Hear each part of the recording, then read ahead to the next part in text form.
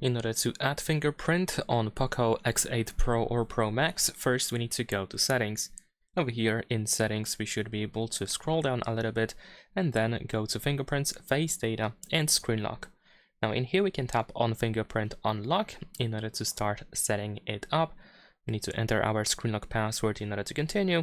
There's also the screen protector tip, which means or says actually that the screen protector may interfere with the screen fingerprint recognition.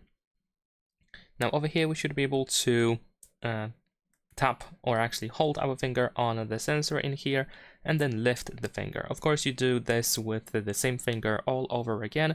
You just touch and then lift and just keep going all the time until you actually fill in this fingerprint icon that we have in here. So just keep going, and of course try to scan your finger from every angle possible. So just touch it a different way every time you touch it. And just keep going. Also remember about edges of your finger and so on and so forth. And once you are done, just tap on the done button in here. And that is pretty much it. Leave a like and subscribe.